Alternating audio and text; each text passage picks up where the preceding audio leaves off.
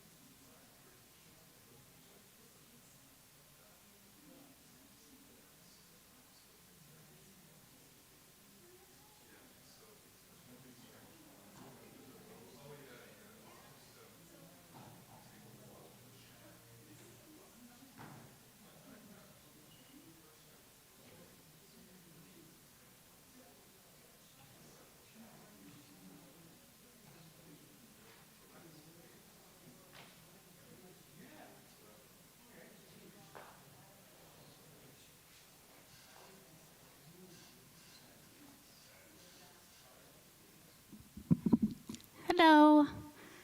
So, falling seemed to be the theme of my life. If you don't know, I did the last cohort in April 1st under the theme of Fool, where I shared about my story about getting my white cane. Well, during that preparation for that story, my husband and I went to Dominican, and it was so nice. The first hour we were there, we were like, oh, let's throw our suitcases in the room. Let's go and eat something. And we were eating outside with the turquoise blue water ocean in front of us. The wind was just beautiful, comparable to a 25 degrees Celsius Canadian day. And so we left the restaurant to go down the steps. And I was like, okay, I fold up my cane and put it in my new beach bag. And we went into the beach area, and we started walking along the water. It was beautiful. It was romantic. We were holding hands. I may have skipped a couple times, and just felt very giddy. So we were walking along. I think it was about a 5-10 minute walk from the restaurant down to where our room was. So we saw our building where our room was in. And I was like, okay, perfect. Hand me my bag, hand me my cane. Reached for my cane, it wasn't in the bag. Where is this cane? I need my white cane. I need to be able to see to get around the resort. We only just got here like 30 minutes ago. What am I gonna do? So I went ahead and scoured the beach. My husband helped me. We asked the security, we asked everyone. But for the next 5 days, I did not have my cane. And on the last day, I navigated well until the very last day. The last day, I decided to be independent. Like, I didn't need my white cane anymore. I didn't need my husband. He can nap in the room. So I left the room, hotel room, to go to the bar. And the bar was outside on the beach. I was like, oh, this sounds great.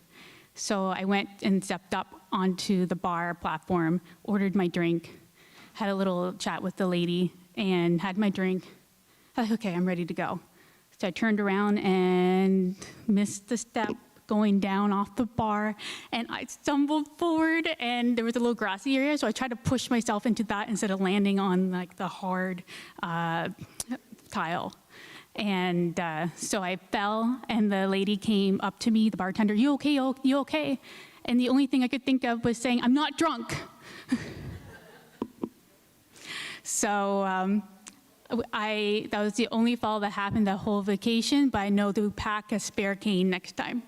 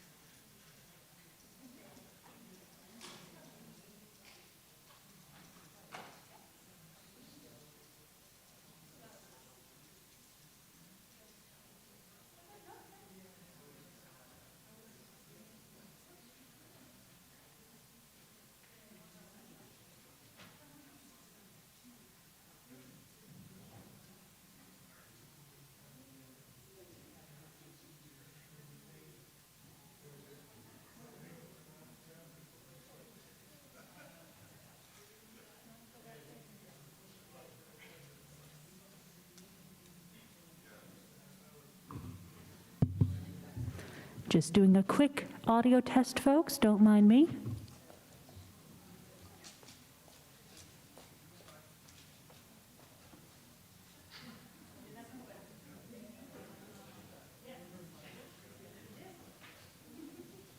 Just so people can watch the room fill up and get nice and nervous. That's awesome. They're like really cute. So, yeah, because I've got like full page of conversation.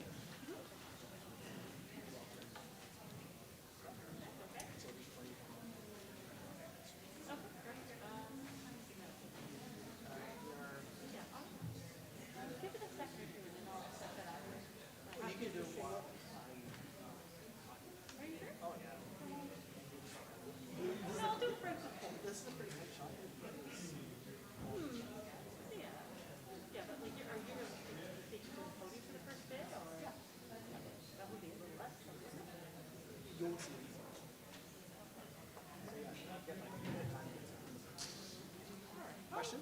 I'll still try to get a double. Okay.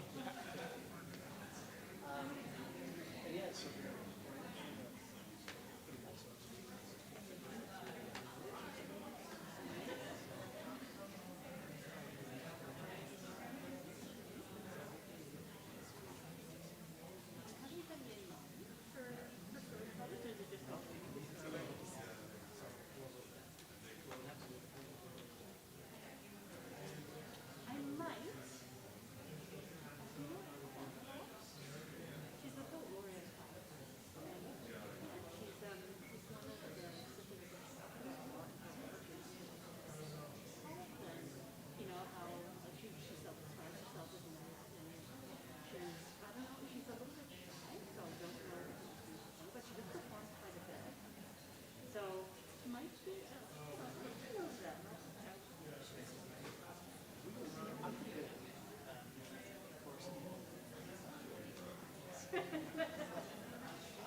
I'm going to say hi to a couple people.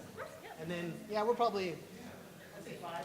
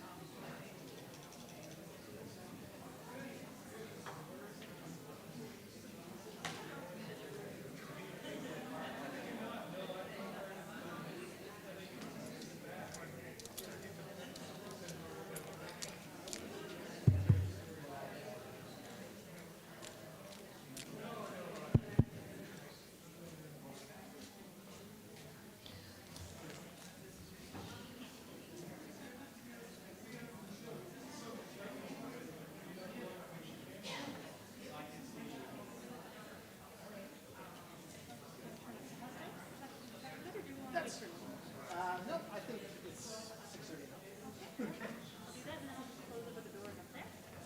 you want to leave a door open?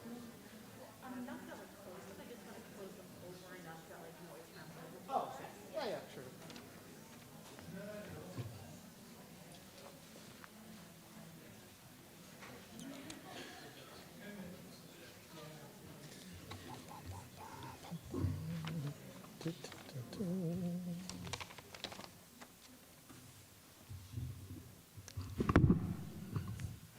Jordan, we're good? Okay. All right, everyone, thank you very much for coming to our third telling of the Halifax Story Slam. It's an honor to be here and great to see a wonderful turnout. We're going to have a very unique night tonight because we have twice as many that we've had so far. And I've kind of restricted them to a little bit of a time limit, but you know, there's no hook here and we're not going to flash the lights or turn the sound off. So we'll see how it goes. I'd just like to say, you know, this theme for this year is fall. It's kind of appropriate to our season, and it's another F theme that we've had. But the fall is really for whatever that you want it to be. It can be seasonal. It could be trips and falls. It could be cascades of your career into something that's not where you want it to be. We like to keep all of these themes to be very open-ended, so however you perceive that theme is really what is going to be up to you to tell. And we're here to hear your true personal story. I always like to add the caveat of as remembered, so if there's any type of creative storytelling that happens on the night, then you know we're ready to hear that as well. And it's their story, not ours, so they can make up a few things to fill in the gaps as needed. We had one person today. We had Julie here at the open mic to start things off, but we always do encourage anyone to come up to the mic and tell a little bit of a short story, and we'll do some variety next time to make sure we get even more. Maybe give a little more time. I know the traffic out there was a bit of a nightmare. But yeah, so officially, I'd like to welcome everyone to Halifax Story Slam 3 under the theme of fall. We have a small land acknowledgement that I'd like to tell first. We begin tonight by acknowledging that we are gathering on the ancestral, unceded territory of the Mi'kmaq people. This land, Mi'kma'ki, has been home to the Mi'kmaq since time immemorial and remains so under the peace and friendship treaties. We recognize the strength and resilience and the continued presence of the Mi'kmaq, whose deepest connections to this land are grounded in stories, experiences, and memories shared across generations. As the season turns and we prepare for the colder days and much longer nights, we remember that fall and survival have shaped generations. In telling stories on this land, we honor the resilience of those who've come before us and the power of narrative to build bridges. But before we begin, you may have seen in some of our slides, is that just a note, not a note of warning, but a note of acknowledgement, just to know that some of these stories do include themes of depression and sexual assault and a variety of other things. So these are people's lived, real experiences, and we understand that they may be difficult to hear or triggering. So please take care of yourself and step away as needed. The doors are open. A few note of thanks, of course, always to Jean, over on the left side with one of my kids. Really appreciate all the support that you give me and just to be able to kind of take off every couple weeks and let you run the rest of the house.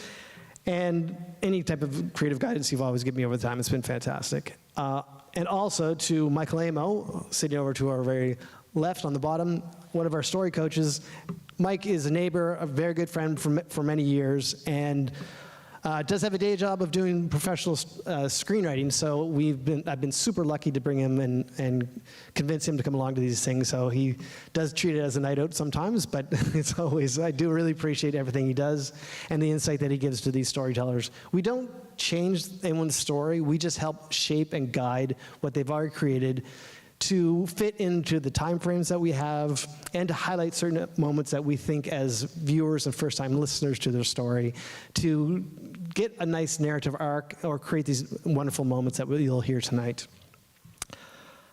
Also, the Halifax Central Library has been a huge partner, and Elliot, back here, Elliot has been our active connection to this place to make all of this stuff happen, including the hosting of the rooms that we come in every night, and the space here tonight, and any staff that come along with that. So the Halifax Central Library and Halifax Public Libraries has always been a huge thing in my life, and very happy that they've been able to help support Story Slam with this as well. as we think about tonight and what we always go being our third event, we also usually kind of think about what are we going to do for the next one. This time we're actually way ahead of the game. We are ready to host a fourth Story Slam, returning in May of next year, and it's going to be part of Mental Health Wellness Month. We were grateful to the Mental Health Foundation of Nova Scotia for the support as we received one of their community grants to help make this happen. So there'll be another unique, fun night, and so keep an eye out on all of our social medias and website, because we'll have an open call for that same type of cohort that we've done in the past. Now, with all of that, let's get started.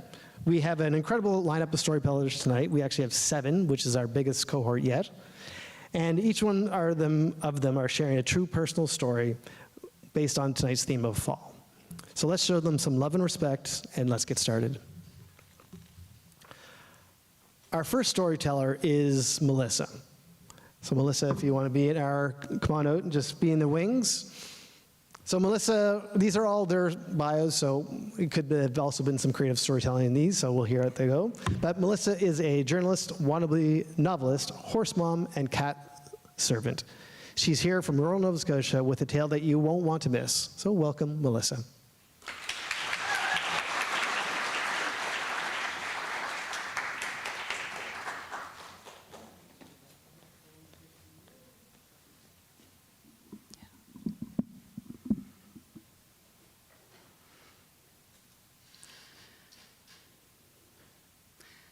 My husband leans in close. His face is just inches from mine. He looks deep into my eyes and he asks, "Did you hit your head?" "No," I say, spitting out grit. "Are you sure? There's a lot of sand on your helmet." "There's a lot of sand on a lot of me." I'm lying on the ground in my riding ring, which is essentially a giant fenced-in sandbox where I prance around on my horses, pretending to train wild mustangs or dreaming of Olympic show jumping medals. It's a professionally designed 100 by 200 space that our real estate agent looked at and said, "That'd make a really great backyard hockey rink."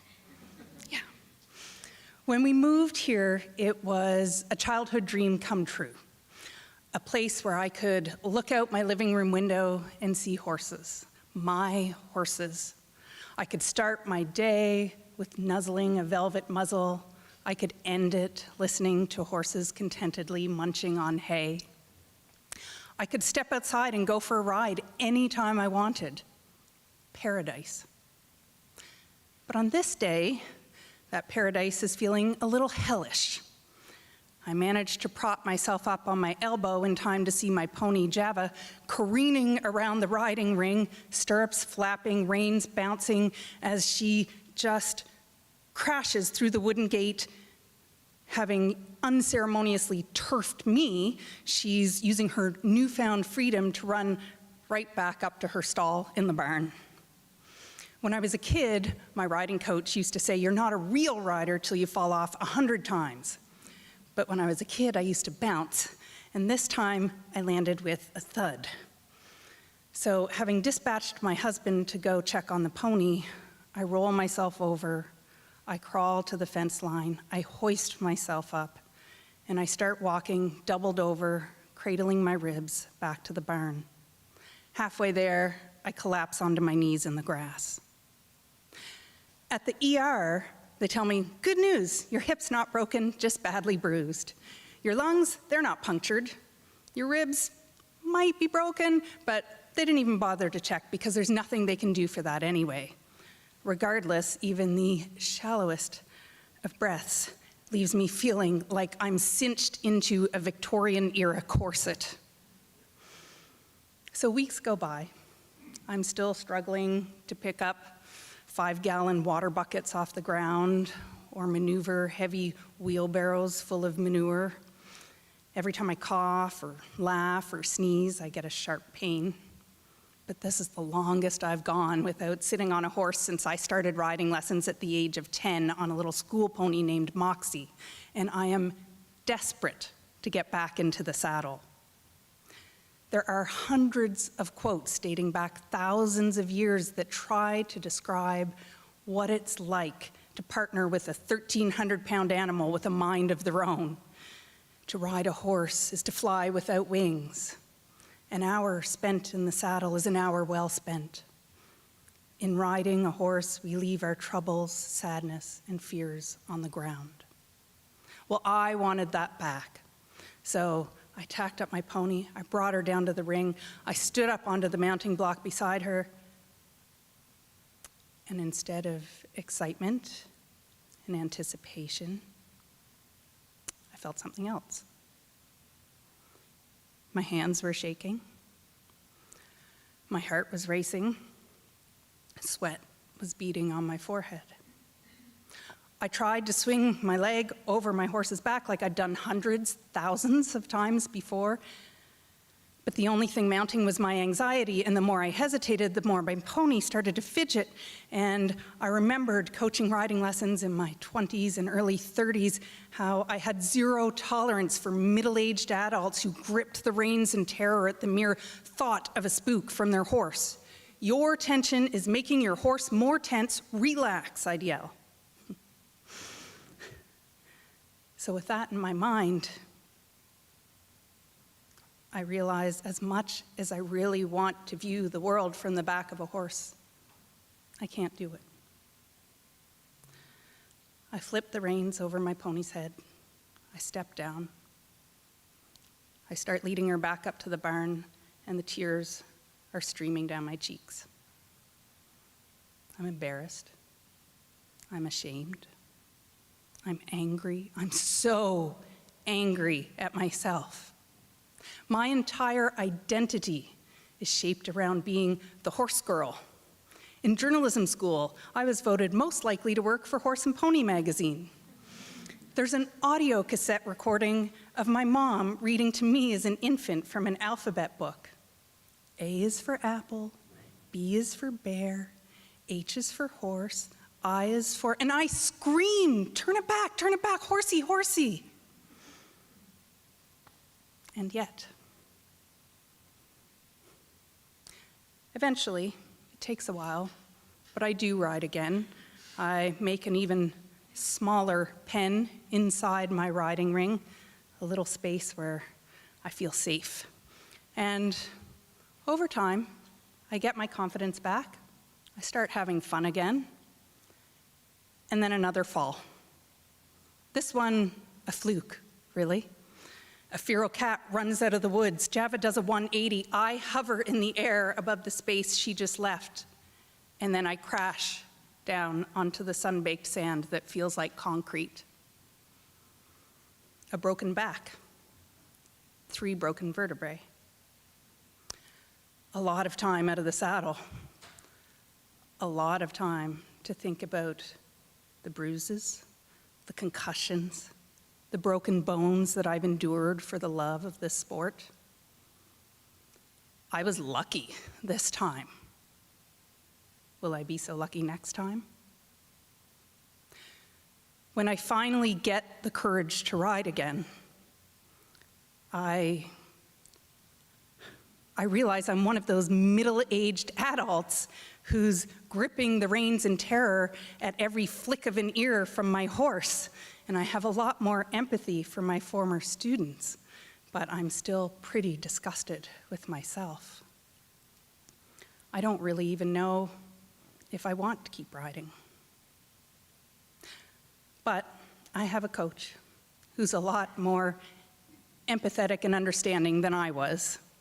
And I do start to ride again. But instead of excitingly trying to squeeze in 10 rides a week, I have to force myself to try and commit to 2. My mares are older now. Any ribbons we were gonna win, that's not happening. Any exciting adventures we were gonna have out on trails or beaches, it's not happening. The goals that we had, they're gone. And sometimes I wonder, is it time to say goodbye to this childhood fantasy? The hours of mucking stalls, mending fences, mowing pastures. The thousands of dollars spent on vet bills, hay, feed. Is all of it really worth it? Do I want another horse to try and achieve some of those goals I had? I don't know. Am I going to be happy living here if I don't get another horse? Am I going to be happy living anywhere else? I don't know how this story is going to end. But when I look out my living room window and I see that riding ring, even with the weeds and grass that's creeping into the sand from lack of use, there is one thing I know for sure. I'm not ready to let it be turned into a backyard hockey rink just yet.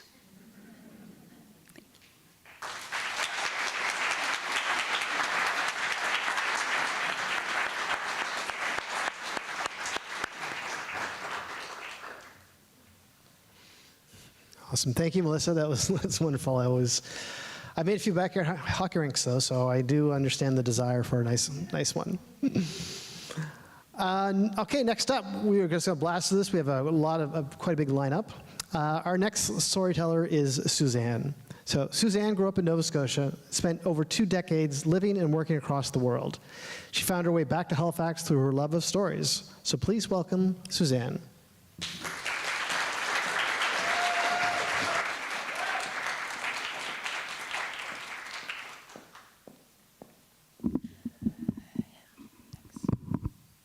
Testing. So it was 2007. I was in a cafe talking to my friend. It was in Edinburgh, and I noticed something was happening with my eye. I couldn't see very well. It was kind of bothering me. I was blinking. It was like there was a cloudiness or I was looking through plastic or something. I thought, well, I'm going home tomorrow. I'll go to the eye doctor. And home at that time was Turkey. So I went home and I went to the eye doctor. I went to a specialist. I went to another specialist. And within about 5 weeks, I had major surgery on my retina. I remember the name of it because I've had to repeat it so many times: vitreoretinal membrane peel. And it's a difficult surgery. It meant I fell out of my life for almost 2 months. It requires being face down, because they insert a gas bubble into your eye, which kind of puts pressure on your retina to hold your eye together. And while you're healing, you have to stay face down until that gas bubble disappears. So it's not very fun. And at the time, I really relied on my partner at the time just to survive. So I had a whole bunch of pillows, and I was trying to be creative about being comfortable. But at the time before that happened, I was living a very vibrant life, very busy, kind of in the public eye, doing speaking and meetings and networking and, running, and all of a sudden my world really shrunk, and I was confined in my bedroom for, what ended up being 6 or 7 weeks. And, I did try to keep myself busy. I tried to listen to some stories or, try to not be bored. And one thing about Turkish culture, when you're sick or you have any kind of accident or you have surgery, is people come visit you, even if you don't invite them.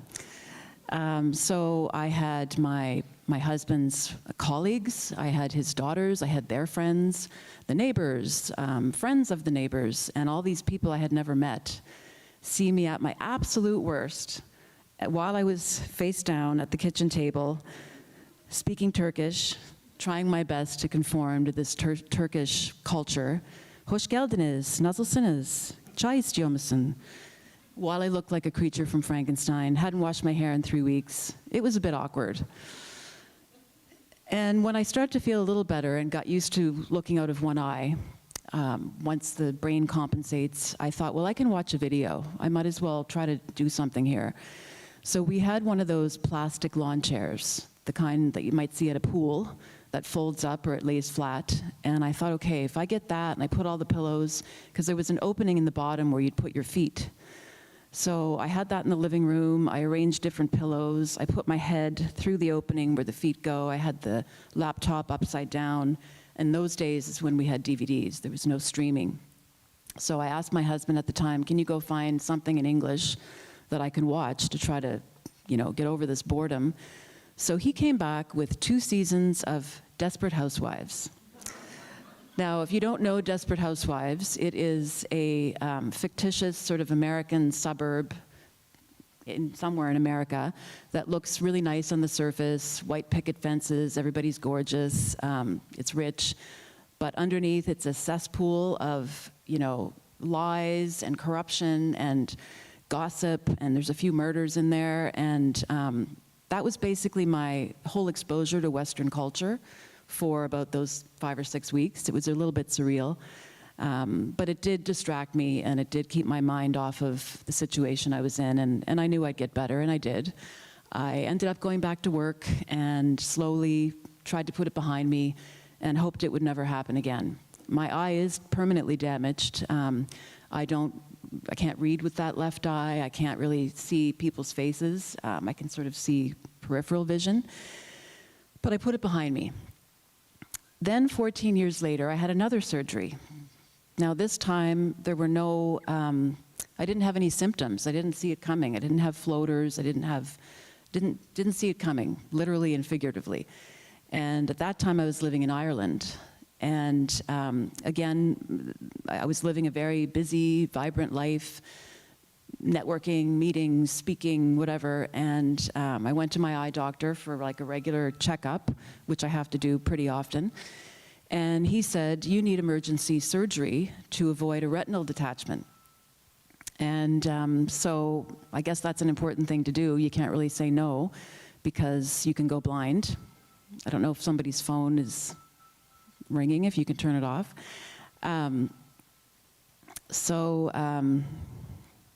Thank you. So I went through the surgery, and sorry, I lost my place here. So I had the surgery, and I went into it thinking, I've done this before, I can do this, grit my teeth. I know what this is about. I'll have to be face down again. Same deal. They have to put in the bubble, and you have to be face down.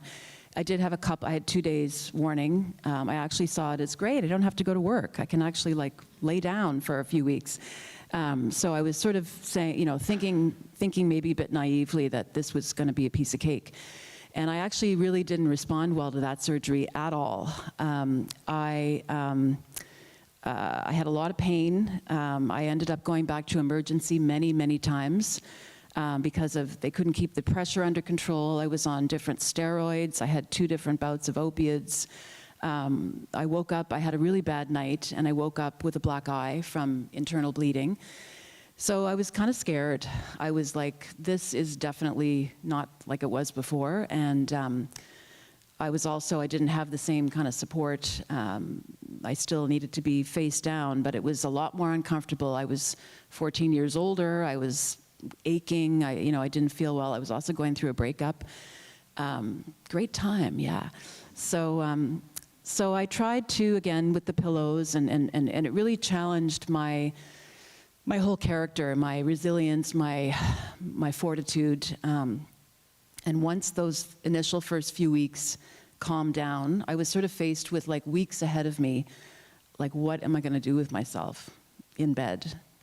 And living in Ireland, I was familiar with the old Irish culture of really connecting with the seasons. And the fall, which is what we're in now, is really a time for turning inward, introspection, slowing down. I thought, okay, this is my fall, even though it was the spring. I'm like, what can I learn from this? What is the universe trying to tell me? And I tried to listen for the message, or just try to keep myself from going crazy. I did have the wherewithal to download a few ebooks before I went into surgery. And I thought, I always complain I don't have time to read Irish literature. So this is it. I am going to read James Joyce, Ulysses. I'm going to listen to it. So I had it on my phone, and I got through 3 chapters, and that's all I could get through. Couldn't do it. never going to read that book. I know that like people go to Dublin to like, they're like praying to the altar of James Joyce, but I just didn't really get it. I did like the Dubliners, but Ulysses is never going to be something on my reading list.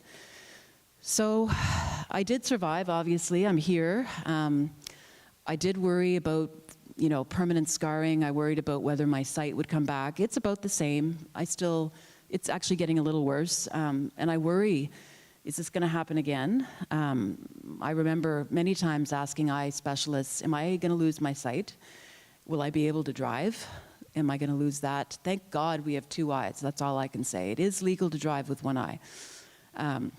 Otherwise, I wouldn't be driving right now.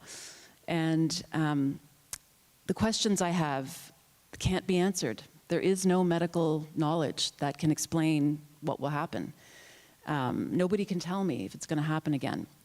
And it reminds me of a saying I used to hear all the time in Turkey, Inshallah, which is, if God wills it, or God willing. Now in English, the translation doesn't really work. It's sort of like hopefully, but we don't have that sense of, you know, deep, I think it's a very profound, you know, we can't control everything. Now it used to bug me when I lived in Turkey, because I would ask people like, are we gonna go to that movie on Friday? Or are you coming for dinner? And people would be like, Inshallah. I'd be like, no, are you coming or not? Yes or no? So, but there is a profound wisdom in it that we can't control everything. And so it makes me feel defiant about we don't know what's around the corner. So it makes me do really silly things like, I don't know, cold plunges, karaoke, going to storytelling workshops. And I guess that's what I learned from this. We just don't know. Live for the moment, inshallah. Thank you.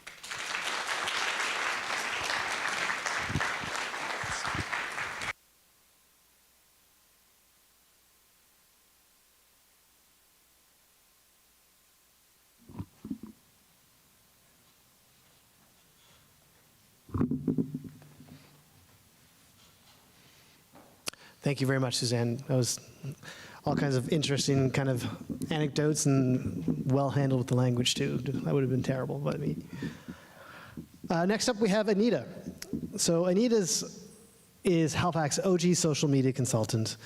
Tonight, though, she's not promoting any brands. She's here telling a personal story that might be the origin of her anti-hero era. So let's hear it for Anita.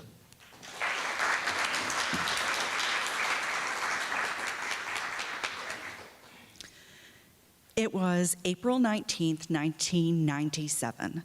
So please bear with me. Yes, I was born in the 1900s, and I may need a little time to get these details straight. April 19th, 1997, I'm sitting in the third row, the very back of my father's red minivan. The other seats are gone, and my father's driving me. I'm in the very back seat because I'm wearing a big, poofy, white wedding dress, and we're on the way to the wedding. About halfway there, from one rural town to the other, my father says, out of the blue, I don't think we'd spoken the whole time so far, he says, out of the blue, you know, there's still time for you to change your mind if you want. And I didn't hesitate at the time. Maybe I wish I had. But at the time, I didn't think back to all of the red flags and all of the arguments that we had had over the past 4 years that we've been dating. I didn't think about the time we stood in the middle of the bay arguing about which hairdryer I should buy. I didn't think about the fact that I was raised Catholic and I was really a closeted atheist, and he was from a very traditional Baptist family and the grandson of a Baptist minister. I didn't think about the time my university friends at dinner at the pub one night said, hey, tell us about this guy you're dating. And my response, oh, I don't want to talk about him, he's boring. And they rightfully said, why are you dating somebody that you think is boring? And I did not have a good answer. But on this day in 1997, I'm sitting in the back of the minivan on the way to my wedding. I didn't even think about the time that we got engaged in the middle of an argument about arguments, because arguing was what we did. And he asked me, do you think it's right for a couple to argue as much as we do? Does that mean anything? And as I was turning around to tell him that I thought it was maybe not right, but it was certainly normal for couples to argue about everything, he pulled out a ring and proposed. Obviously, I said yes. I didn't see that as a red flag, getting engaged in the middle of an argument. And I wish this was a story, one of those Hallmark movie moments where I get to the church and I'm at the altar and the priest says, does anyone object? And in rushes Kevin from high school, and he says, I object, and you have to marry me instead. And we run out of the church, and we run off, and we have my honeymoon together, and we live happily ever after. That is not this story. That is not how it ended. I did get married that day, and funny enough, the red flags and the arguments didn't really stop. So we continued to argue after we got married. We argued about food, how to cook it, what to cook, whether or not it was cooked properly, how to cut carrots, who was going to do the housework, who was going to iron his shirts. We argued about everything. After a few years, we started arguing about whether or not to have kids. And hey, I finally won an argument. We had 2 beautiful daughters. But hey, big red flag, convincing your life partner that you should have kids. Should have been a huge red flag.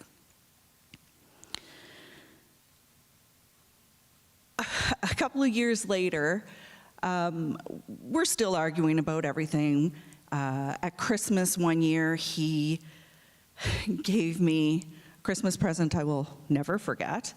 In front of his entire family at Christmas, he handed me a large chunk of our joint money, which, fine, nothing wrong with that.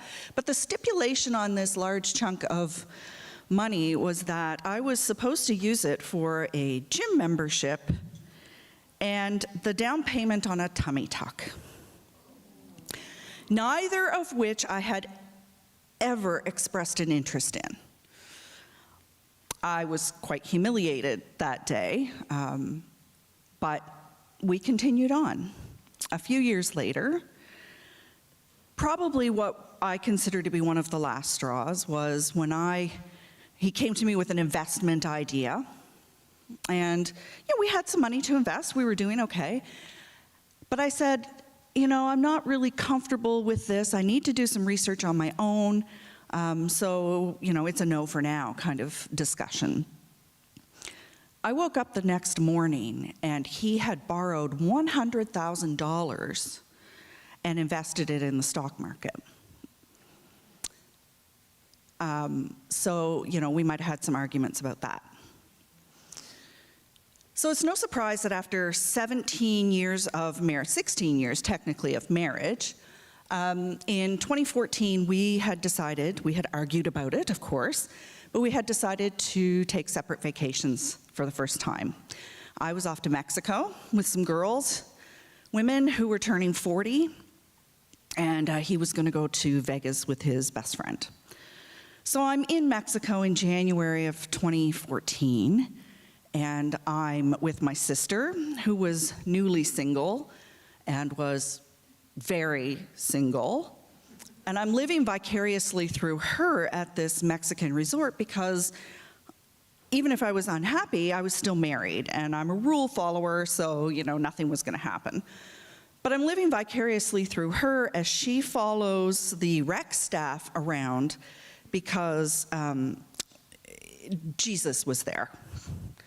I mean, we're supposed to call him Jesus, but he was a beautiful man, and we followed him around.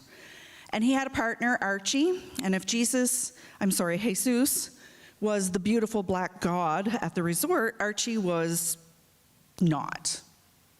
But he had all the personality, he had lots of charm, and I kind of took a liking to him as much as a married woman could, who understood that their job was to make us have a good time. So my sister and I are going around doing all the activities that they're running, and we find ourselves sitting at the pool one day at this resort, and we're talking about Jesus and Archie, and I say to my sister, you know what's funny? Archie today, he kind of reminds me of Kevin from high school. And she looks at me, she goes, yeah, I guess I can kind of see that in the personality. I mean, they look nothing alike, obviously. And we're sitting there talking about how good looking these guys are and how much we're enjoying watching them walk around. And, you know, just because you're on a diet doesn't mean you can't look at the menu. So my friend Sarah from university was the one that really organized this trip, and she's sitting there listening to us go on and on about how good looking these guys are. And she turns around and she says something that literally changed the course of my life right then and there. She looks at me and she says, you guys think they're good looking? And I said, do you have eyes? Like these, yeah, they're very good looking. She said, well, I guess. I mean, I can see that they're good looking, but I didn't even notice because I only have eyes for Aaron, her husband. And in that moment, my mind was blown. You mean there are couples out there that actually feel that way about each other after 15 years of marriage? There are happy marriages out there where you still want to look at your husband, because I had been at the point where I thought I was asexual. I did not want him to touch me. And she's telling me that she only has eyes for Aaron. And in that moment, I knew what I wanted. I wanted a happy marriage. So what did I do? I went home and got all my ducks in a row, and it ended up on February 14th, 2014, I asked my husband for a divorce. I didn't mean to do it on Valentine's Day, but the truth just has this way of coming out at the worst possible moment, and that's when it happened. So on February 14th, 2014, my life as I knew it fell apart. I mean, we were the happy couple. We had 2 kids, we had 2 cars, we had a beautiful house, we had good jobs, we had everything we needed. And from the outside, probably looked very happy, but internally, we were not. So I started sort of grasping at straws at this point, trying to find ways to get through this period of my life that was going to be a divorce, that was starting out not so great. And I was reaching out to friends that I knew had been divorced, asking for help. I was going to friends' houses and staying overnight. And one day, I reached out to Kevin from high school. Now, you may have thought that that was just a name I picked, but no, there's actually a Kevin from high school. I reached out to Kevin on Facebook Messenger because back then, that's how you communicated with everybody from away. You couldn't call long distance, it was too expensive. And he was in the States, and I was here in Halifax, so we couldn't just meet up for coffee. And I said something like, well, it's my turn, because I knew he had been going through divorce. It's my turn. I'm getting divorced, and did you go through with it? How did it go? Do you have any tips? At least that's what I wrote in the message. But see, Kevin from high school was a boyfriend from high school. And the first thing that women do when they get divorced often is go back to the boyfriend from high school. And we had what we've always called unfinished business. So I wanted to know if he was free. And he was. We talked online every night for a long time. And a few weeks later, in April 2014, if you're following along, we decided we should meet up in person and see if this connection was still happening. And I thought I was going to go to this city halfway between us for a weekend. I thought maybe I would have a one-night stand that I'd never had because I'd been married forever. And we'd put a period on the end of that sentence and close that chapter of our lives, and the business would be finished. It didn't work out exactly that way. That was April 2014. In July 2014, Kevin moved his two teenagers to Halifax from the US. That was July. In December 2014, they moved into my house. And in the summer of 2015, my divorce became final, because it takes for friggin' ever in Canada. In October of 2015, Kevin and I actually got married, and we've just celebrated 10 years of completely argument-free, green flags everywhere, wedded bliss. I mean, we often say we are so ridiculous. We're just like teenagers still. We're so ridiculously in love and happy. So I knew what I needed. I needed a happy marriage. I went out and got it. And we've never had an argument. The worst things we've disagreed on have been whether Tim Hortons or Starbucks was better coffee. Of course, we all know Starbucks is better coffee. Which hockey teams to root for. I won't tell you who he roots for. And there's a math problem out there that we disagree on the correct answer to. But we've never raised our voices at each other.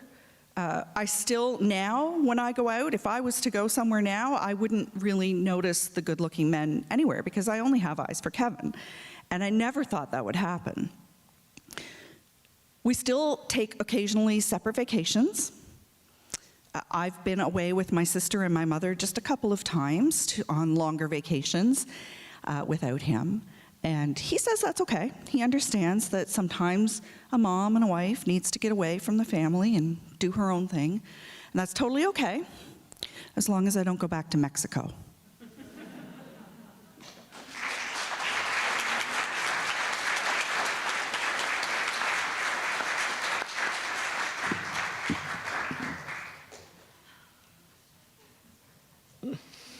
Awesome. Thanks, Anita. It's a wonderful pathway through your life that we were able to hear. So, and are you actually banned from going to Mexico, or just no? Okay, good to know. Okay, so next up we have Branko. Branko is an artist, a musician, an architect, designer, inventor. There's probably a few more things we can add in there. And after all those titles, he says he's still figuring out exactly where he's landed. Tonight, maybe we'll all find out a little bit more. Welcome, Branko.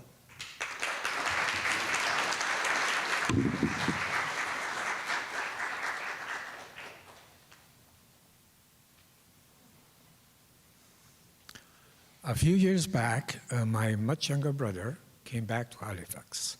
This was one of his many visits, but this time he decided to stay. He was quite heavy, physically inactive, and mostly ate junk food. We talked about his unhealthy lifestyle, but his response was always, look, the food is cheap, it tastes good, I can't afford more than cheap, and exercise is just not my thing. We had our disagreements, but we had a good brother relationship. One day, I got a call.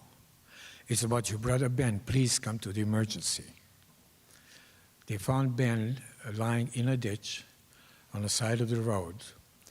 While he was walking, he had a stroke and fell into the ditch. He was on life support, and I was told that he may not make it. 6 months later, he did wake up, but could not talk and could not walk.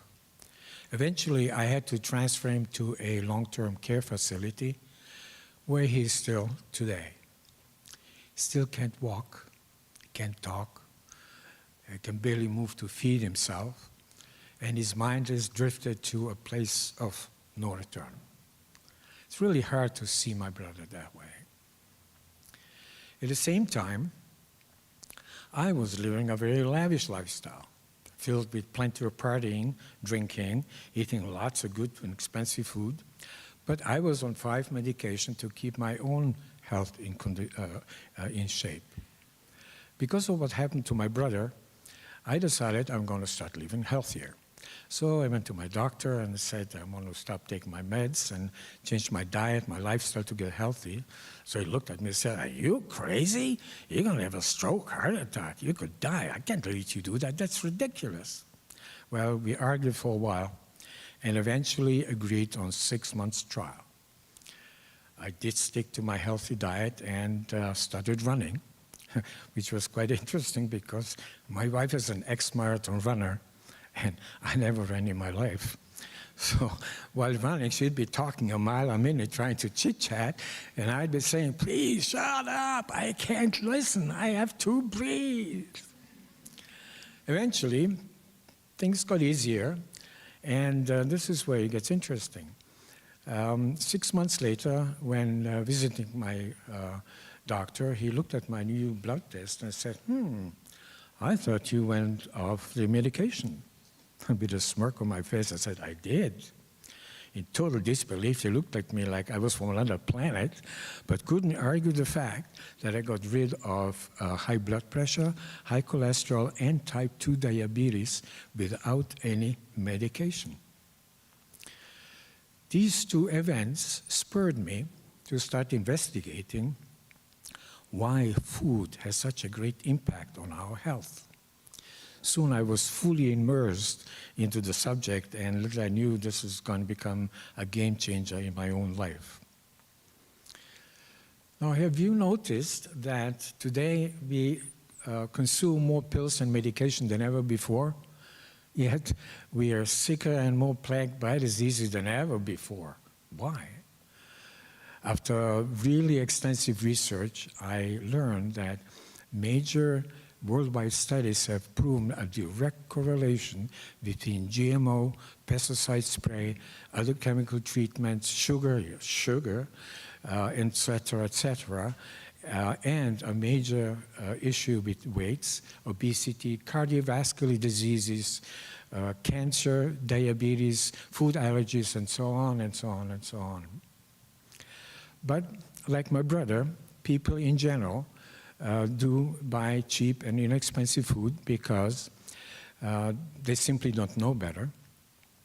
They don't care because that's all they can afford.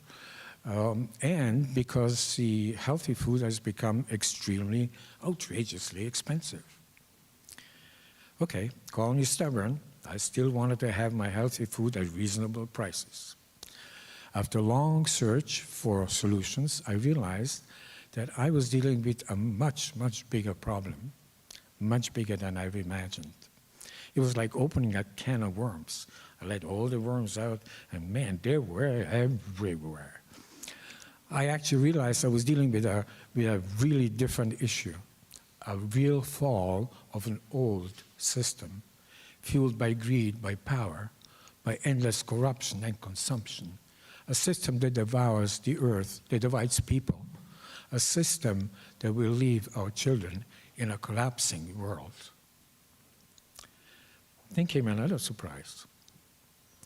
I discovered that actually the majority, not all, but the majority of people are either completely clueless what's going on in the world, brainwashed, too comfortable and lazy, or totally disillusioned about our future, so they stop caring or even giving a damn. I was in shock. I remember walking for hours through woods, fields, streets, and kept asking, why?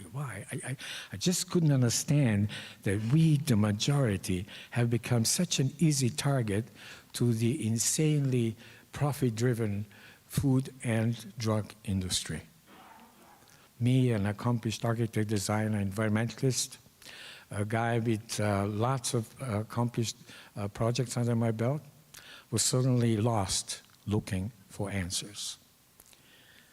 So while searching for healthy food options, I came across what looked like an extremely good option, almost a perfect solution, vertical indoor aeroponic farming. This is where actually the roots are dangling in the air and get a lot of oxygen, and the canopies are getting a lot of CO2 to improve photosynthesis.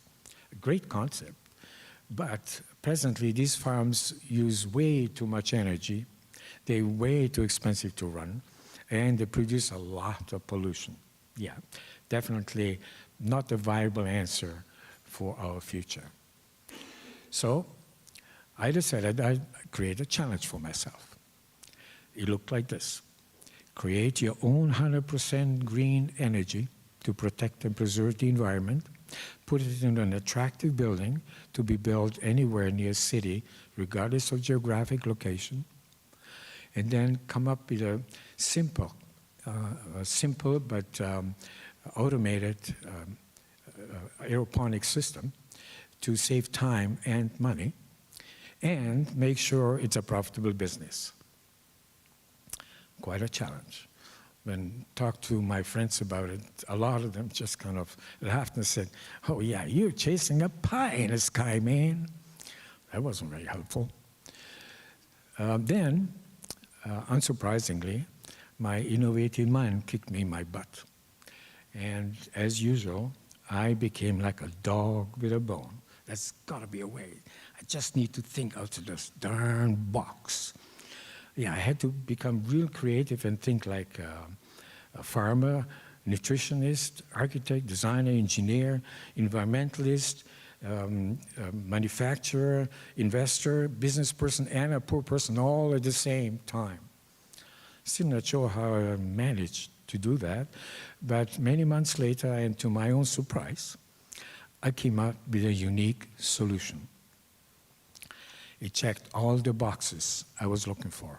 In short, I designed a tall, attractive building, creating its own green energy, and I put an aeroponic vertical farm inside, growing healthy crops without soil, super efficiently and economically. I called it Aerodome. I realized that with the ability to produce super healthy and tasty food at really low cost, I created a solution for a very, very, very hungry market. A solution that will actually change the way we see food on our plates, feed the world, preserve the environment, help decrease most chronic diseases and healthcare costs, as well as fight climate change all at the same time. Recently, Aerodome was granted patents in many countries. The project received an international competition, design competition, in rethinking the future subject, with 52 countries entering. And presently, we are setting up to build our first Aerodome farm right here in Halifax, and then sell technology worldwide. Not bad for a humble guy from Nova Scotia, hey? Now when I come and visit Ben, I'm telling him about Aerodome project. He doesn't have a clue what I'm saying, but you know, it's okay. As for myself, I squashed all those worms to finally rise from a deep fall with a unique idea and a promising solution. Thank you, Ben, wherever you are. Thank you for causing me to find a solution and come up with a project and start a project that will help our world to be a better place, not just for a few, but a better place for everyone. So, don't just listen. Get informed, educate yourself, speak up, get informed, but follow what's in your heart, not in your wallet. Be the source, be the force and the power and the energy, and take that power into your hands to rise and start treating our planet and each other with dignity, respect, and compassion. Thank you.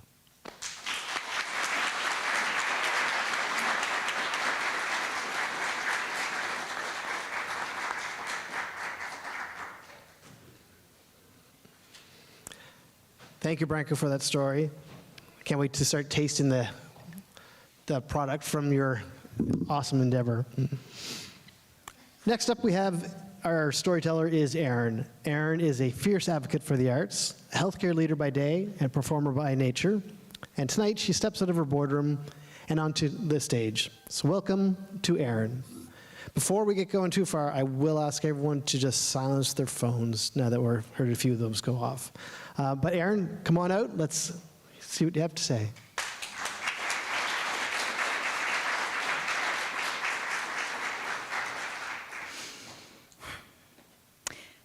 I wasn't even supposed to work that day, but due to a veterinary emergency involving a rotten rotisserie chicken the week before, there I was on my way to work to my very cool summer job as a tour guide in Peggy's Cove. Now, usually it was a really nice drive out there, beautiful road, but that particular day, it was bumper to bumper, slow traffic, and it was so aggravating. So when this woman pulled out in front of me, I slowed down. I gave her enough room. She was cutting it close, but you can't blame her because there was no bigger space. And it wasn't until she turned her head back towards me and our eyes locked and I saw the panic on her face that I knew that she wasn't cutting it close on purpose. She hadn't seen me. And instead of hitting the gas and getting out of the way, she slammed on her brakes when she was across both lanes of traffic. So I slammed on my brakes too, but when you slam on your brakes that hard on a motorcycle, it fishtails. The back wheel flops back and forth. And so when that moment of impact came, my entire left side was crushed between the motorcycle and the car. And I flew up and over and I landed on the other side face down. And I was flat on my stomach and I was flat, my thighs were flat on the ground, but the bottom half of my left leg was on top of my right leg. And I had taken enough first aid classes to know that that was not correct. And that I should not move. So I just kind of laid there and listened to the people around me panicking and calling 911 and the paramedics arriving. And when we got to the hospital, I don't remember a lot, but I do remember the woman with the clipboard coming and asking me to sign the consent forms for the amputation. And I remember that moment not because it was shocking or upsetting or I went crazy and yelled and screamed and cried. I remember that moment because I felt nothing. I don't know if it was all of the drugs that I was on at the time, or that there's just a maximum amount of feelings that you can have in one day and I had already gotten there. But I just signed the papers and thought that I really don't have a choice. Whatever's gonna happen is gonna happen. But when they got me into surgery, I guess there was just enough there to work with. And I was an in-shape 19-year-old at the time, so they spent 6 hours putting my leg back together. And the next few days that I spent in hospital, I spent asking if I could go home yet, because I was 19 and stupid.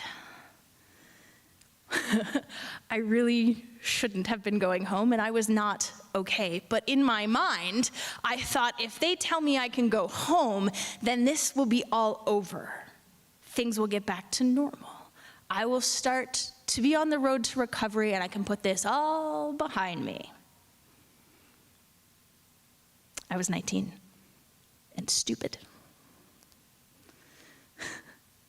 I spent the rest of the summer at my parents' place, going to appointments and figuring out how to just kind of take care of my basic needs.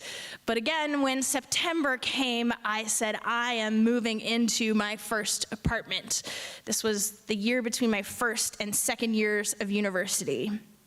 And so I had rented an apartment with friends that I met in residence, and this was gonna be my first time really going out on my own. And I thought, I can't miss it. I have to keep going. Because you see, my first year of university was the first time in my life that I ever felt like I fit in anywhere. I was always a bit of a weirdo, and a bit awkward. I was too much of a tomboy to really hang out with the girls all the time, and too much of a girl to hang out with the guys all the time. I really like musical theater, and I also have gotten the most penalty minutes in my hockey league. So when I went to King's College in my first year of university and found out they had a rugby team, I finally found a place where there was also a bunch of people that just didn't fit into the boxes that were available. And I felt like I finally found people who got me, and I had a place where I belonged. So when that September came, I thought, I need to be around people who get me. Now, my hand was in a cast. My leg was in a cast from my toes to my hip. I was in a wheelchair, and I could not go to the bathroom by myself. This was not a good idea. And I won't forget the day that my roommates called a house meeting, maybe the first week or so that I moved back in, and they said, this is an environmentally friendly household. And so we feel it's very important that no one here use the dishwasher, that we wash our dishes by hand. I couldn't stand, and they were dead serious. And I realized these are not maybe people who get me now. And maybe there is a limit to that whole you can do anything you put your mind to thing. So I called my mom. And I will always be incredibly thankful to my mom, who picked up everything and came and moved to the city and found a wheelchair-accessible furnished apartment, and she stayed with me for the next few months, because I think if I had had to quit school and leave, that I probably would have fallen into a depression that I don't think I ever would have made my way out of. But we made it through the next few months. By Christmas, I was weight-bearing again. I could walk. And again, I thought, this is it. I can walk again. I'm recovered. Everything's gonna be fine. So I moved back into my apartment. But everything's not fine. I can walk, but it still hurts. And I can't really walk the whole distance from my apartment to school. Definitely am not going out dancing on the weekends, and I'm definitely not back on the rugby team. So really what I'm doing is watching my friends live the life that I think I'm supposed to have. But I kept going. I pushed through, because whatever that thing was that was gonna be the turning point was just right around the corner, right? So I couldn't walk all the way to school. It hurt too much. I wasn't sure I was gonna make that happen. And then I thought, I can use the stationary bike in the physio gym. That doesn't hurt. So if I'm afraid of the ice on the streets to walk, I'll just buy a bike and bike to school all winter. That'll be fine. And I'm very lucky that that was fine. But it very could have easily not been fine. And that's what I did for the next 5 years. So everything that came up, I kind of pushed through. Over those 5 years, I had 4 surgeries. And each one of those surgeries, I thought, this is it. This next thing is what's gonna make it all better and all turn around. But after each one, there was still more work to be done. And I wasn't back to who I was supposed to be. And this thing of not fitting in never really went away, because our medical system loves a protocol. They have a protocol for amputation. They have a protocol for knee replacements. They do not have a protocol for Frankenlegs. So I would go to the appointments, I would go to physio, and no one could really tell me what was gonna help. And they'd guess, and they'd try, and sometimes it would work out, and sometimes it would make things worse.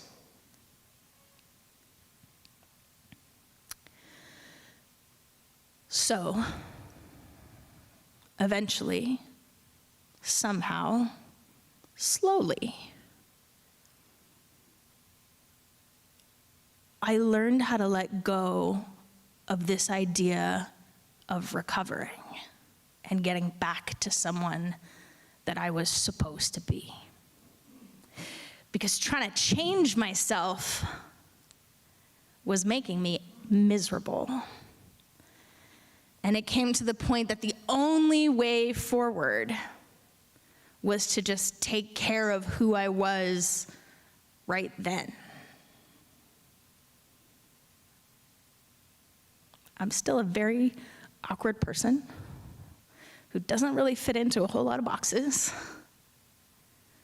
but it doesn't bother me as much anymore, because in learning how to accept my broken body, I somehow became comfortable in my own skin.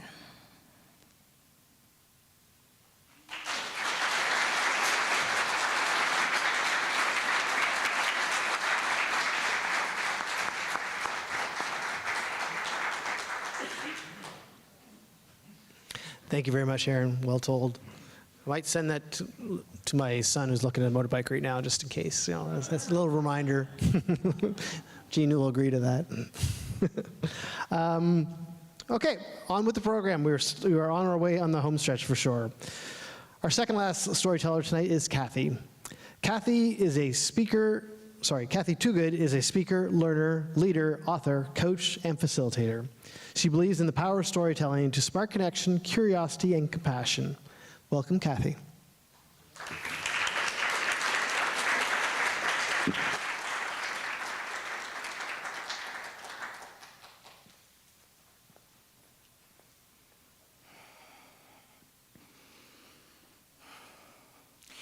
It's May 6th, 2025, and it's our third day in Portugal. I'm feeling kind of discombobulated because of the jet lag and overwhelmed being in a new country where I don't understand the language. I've been walking slowly, looking at the ground because of the cobblestones and uneven sidewalks. And we just see our destination, our bus for our destination for that day. And the next thing I know, I'm on the ground and my head is throbbing. When I try to catch my breath, I look around and I see the 1-inch dip in the sidewalk that's led to my fall. My nose is bleeding, my ankle is swelling, my knees are aching, and I wonder, is this going to wreck everything?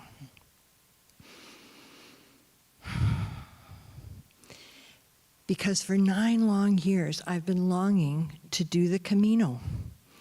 Ever since I saw the movie The Way, I wanted to walk that path. You see, the Camino is a whole series of paths running through Spain and Portugal that end up at the tomb of St. James in a cathedral at Santiago de Compostela in northern Spain. People have been walking these routes since the 9th century. And there's been a recent renewed interest in the trail ever since the movie The Way came out in 2010. And last year, there were almost 500,000 pilgrims that completed the route. The way is marked by yellow arrows and shells that show you the path and connect you to all the other pilgrims who are walking this spiritual journey, all for their own personal reasons. Well, back in 2017, after seeing the movie, a friend and I joined an Edmonton Camino walking club. And every Saturday morning, we would gather with people in a park. And it was a great opportunity to learn about the Camino, which route they had taken, how long it took them, what they packed. And I really liked these people who considered themselves pilgrims. They seemed to have found a way to slow down and to live life in a more meaningful way. I was going through a transition in my life at that time. I was going through a divorce. I wasn't loving my work. My mom was sick with cancer. And I was seeking direction for the next phase of my life. I was rushing around everywhere, doing all the things I thought I should be doing. And the list of expectations, spoken and unspoken, was really long. I was striving and wondering, is this all there is to life? How might I find my way into my best life? I had tried online dating, and my handle was Camino Girl, because it really represented my sense of identity at that time. So in the fall of 2017, eager to make this dream happen, I booked the trip with my daughter for May of 2018. But the very week that I booked the trip, I had this piercing pain in my right knee.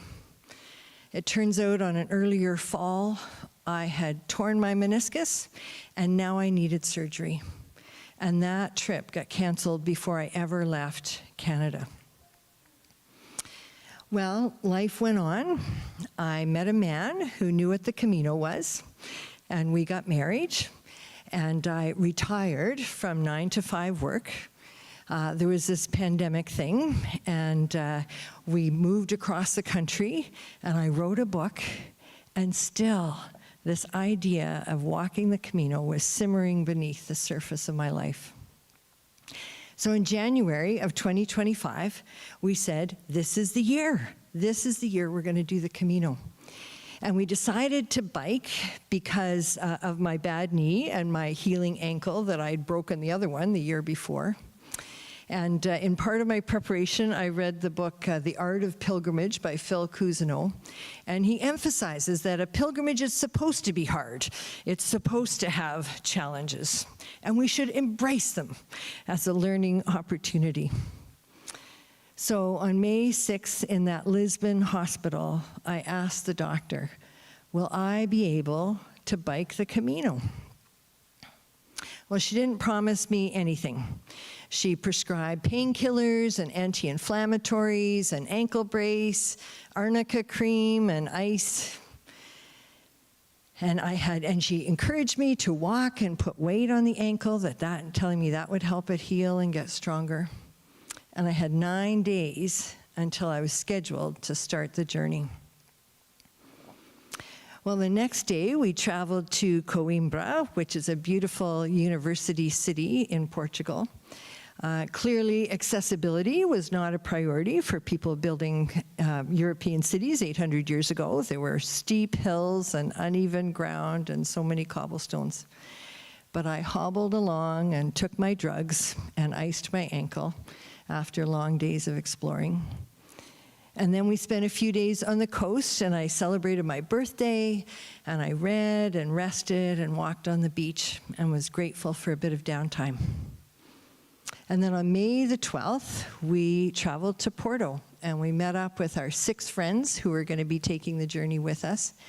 And we did some more sightseeing, and I kept up with them, mostly, except for one day when I took an Uber home and cheated when I was feeling too tired. And then on May the 15th, I handed my crutches to the clerk at the hotel desk, offering them to the next person who might get injured on vacation. And we began our 280-kilometer bike ride. Well, the first day was easy. 35 kilometers, the Atlantic Ocean was on our left, the path was flat. We stopped for coffee and pastries and a beautiful lunch, laughter, sunshine. It was a gentle introduction to our adventure. My ankle seemed fine. My knees were sore, but the worst part, a sore butt. The complaint of many a biker at the beginning of the season. Well, this ancient path now wound its way through forest paths and through city streets. We found ourselves navigating European cities during rush hour traffic, finding our way onto narrow bridges with the cars and climbing steep hills. We would sometimes be in a farmer's field, or then we were on boardwalks by the ocean, which would become covered with sand, and we had to push our bikes through them. This was a really challenging bike ride.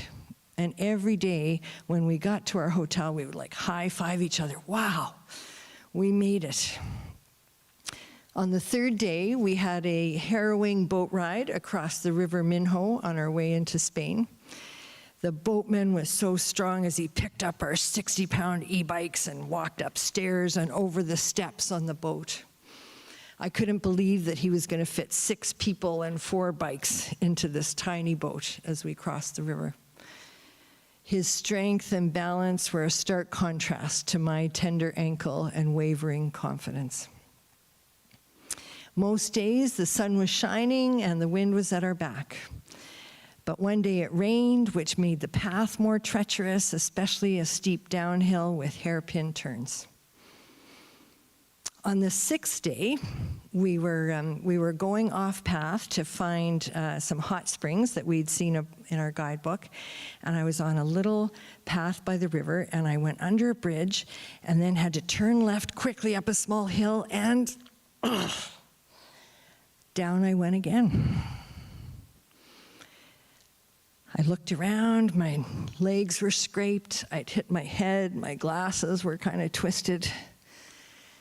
We stopped for lunch, I took some Tylenol, and I knew I had to carry on. We were so close, so close. Well, the final day dawned bright and sunny. We had a 25-kilometer drive into the city center with a 500-meter elevation. The path was getting more crowded the closer that we got to the destination as people from all the different paths joined in. And when we got super close, a few blocks away, we had to dismount from our bikes because of all the hundreds of people on the sidewalk.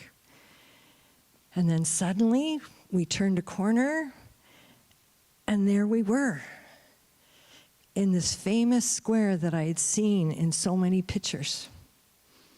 And the atmosphere was electric, with hundreds of people who had just accomplished this shared dream.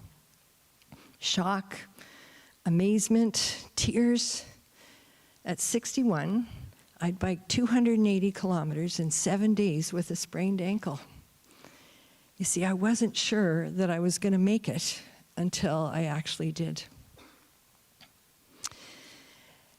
So this moment in Portugal had become a wake-up fall. It had changed my perspective.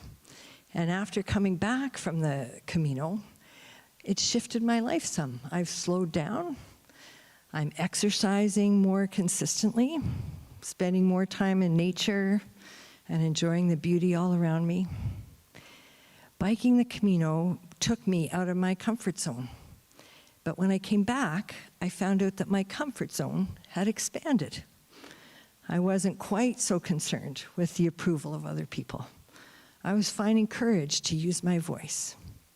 I got a Camino tattoo of the shell with the words, "My way," reminding me to seek and follow my authentic path. And so the fall wasn't the end of my story. It was an invitation to adapt and still hold on tight to my dreams. And it was a reminder to be here now and to listen to my heart. And for that, I'm so grateful.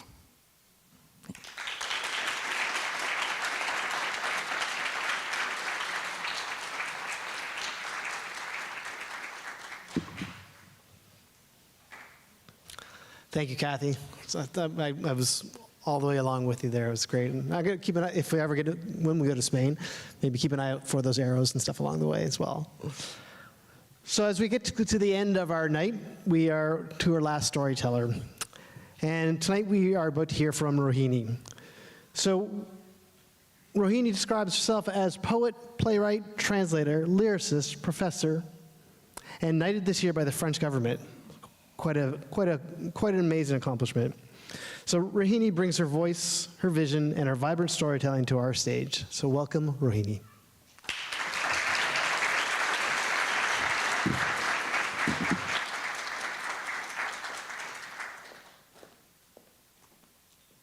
It's been 30 years that I've been having this relationship with the sari.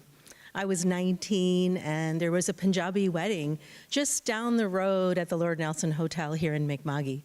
And my mom said I was ready. She's like, this is the moment for you to wear it. And I kept thinking about how I was going to have no buttons, no zippers. I'm going to have to use my body to keep afloat, to not unravel and have a little accident. And there were tricks to the trade of wearing a sari. This 9 meters of material that parts of India, there are block prints or hand embroidered. Some take 7 to 8 weeks to complete. I mean, these are works of art. And it was this sari, in fact, that my mom ironed very carefully, made sure everything fit, and started to tuck and pleat and strategically place material around my body. And as a kid from Woodlawn, Dartmouth, who didn't get an opportunity to wear a lot of clothes whose origins were from South Asia, because we didn't have really huge community spaces back in 1995. It was through a gurdwara or a mandir or a masjid, and we were not part of those communities. We were an anomaly in many ways. We were these Christian people living on Spring Avenue in Dartmouth. And so to wear a sari or to wear clothing that represented my ancestral heritage was truly a gift, but also really scary. And as she's pinning and pulling and tucking and placing the material around my body, I realized I really had to stand straight and had to make sure that I was going to be able to pull it off. But don't worry, she kept saying. You have the fall of the sari. There's a piece of material that's been sewed into the bottom of the sari to give you grounding, to give you weight, so you don't fall and teeter. And there's a way that you walk and you're supposed to kick your pleats. And the big piece was the palu, the piece that, you kind of show off a little. But make sure you pin it, she kept saying. Make sure you cover your chest, otherwise the uncles will be looking. And as she pinned that cold metal pin against my bra strap, she said, "Don't move or I'll hurt you." I mean, her nails were already kind of grinding into me, but my body kind of stopped. And as we know, the body keeps score. Because he had said that to me. Somebody who had decided that my body was for him and no longer mine. And he had said, "Don't move or I'll hurt you." So I remember as soon as she left the room, I did, the act of rebellion and threw the pen. And I kind of let it kind of go. And I said, okay, what exactly will happen? And like how we have these weighted blankets nowadays, I already had a weighted blanket. I had ancestral wisdom. I had someone hugging me already. I was going to be okay, but I was definitely not going to have that pin. So I walked into the beautiful Lord Nelson, and it wasn't renovated back then, so there was still kind of a smoky stench to the place. And I walked into the ballroom, and there was a Punjabi wedding happening. And it's a lot of hello uncle, hello auntie. When you say hello to aunties, the aunties have something to say. Darling, already large hips. You haven't had children yet? It's very too bad. Your parents are diabetic and already the big midsection. We should tuck it a little bit differently next time. Okay, beta? Very pretty. Your lipstick is so dark. Why are you wearing dark? You already have dark skin. Why make so much dark the lips? So it just wouldn't stop. And Auntie Shireen and Auntie Leela and Auntie Piaru, and it's like, this is too much. Ooh, I gotta pee. The body knew what to do. So I wrapped my palu around me, looked to see if my mom knew I had unpinned, but I kept keeping a vigilant eye around to see if he was there, because I knew he would be. He had been invited to the wedding. He was a member of the community, and I hadn't told my parents what had happened. So this was this walking secret that was going to pop out any moment like a termite. So I made my way to the ballroom doors to get out again because I needed to use the bathroom, aunties. I can't talk to you anymore. And as I walk into the lobby, ooh, I get some tingles because I'm hearing a very deep, raspy male voice. Hey, is there some kind of party going on over there? And I look over, and it's 6 foot something, pure meat, standing right in front of me. He's got curly blonde hair, icy blue eyes, beautiful teeth. He's wearing a tank top that could have probably been replaced, and, you know, jogging pants of the era. And I looked at him and I went, you're Sid Vicious. You're the wrestler from WrestleMania. I mean, my aunt like watches you every Sunday, and like, so do I. And we did. Like, the aunties were totally into WWF at the time. And he was like, just your aunt? And as he's approaching me, you know, the radar is on. Like, first of all, the aunties are going to see this. My dad's going to see this. My mom's going to figure out that, like, things are now visible. But he's getting closer, and he's inebriated, and he's sweaty, but he's still really, really beautiful. Very muscular. And as he approaches me, something came out of my mouth. And I said, do you want to come in? So here is 6 foot something Sid Vicious, who has pinned down Hulk Hogan in his career. So this guy's big. Walks into the hyena lair of the aunties. And they don't care about me. The same pectorals and muscles and like broad shoulders I had been checking out, they were now touching. My goodness, so handsome. Shireen, look, it's the guy from, you know, the WrestleMania. Samosas and mirtai and the music. And this is like the time of the VHS, you know, camcorder. So somebody out there has images of him doing the beats in the middle of these aunties who couldn't stop staring. So now I've given them fresh meat. Now I'm going to be able to pee, finally. But again, I keep having this sense that someone's going to ruin my moment. And he did. He was standing right there in front of the ballroom doors. He looked me up and down, and I knew I was looking good. I was 19. Everything was in its right spot. And he looks at me and he goes, milk has done you good. That was a big campaign at the time. And every part of me, you know, wanted to fall down. But I remembered that I had this ancestral wisdom. I had a sorry. I mean, nothing had unraveled. I had followed the rules. I mean, okay, maybe not one of these rules, but I followed most of the rules. And I knew that I had the fall of the sari to keep me grounded. I mean, I was calling upon this garment that I had been warned might unravel, and I had been warned might be an issue, but I was ready. And I was also ready to face my abuser. And so I said, get out of my way. And that took a lot for a kid, and I look back and I'm very proud of her for saying what she said. And he mumbled something, and I don't remember, and it's not part of the story, so who cares? He got out of the way, and he got sifted into the crowd of the aunties who were still loving Sid Vicious. Made my way finally down the little steps and stood in front of the toilet and realized they haven't taught me how to pee in this thing. Thank you very much.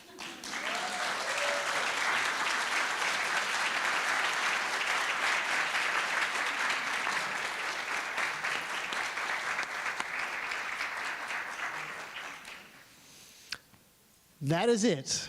Thank you very much, everyone, for coming out. I love to see a full crowd. We're continuing to build this program and this whole passion project that we've been cooking up. I'd like to invite all the storytellers to come up for a final thank you and a bow. Michael as well, come on up. And for anyone else who has any, if there's friends and family who'd like to take a picture, now is your time.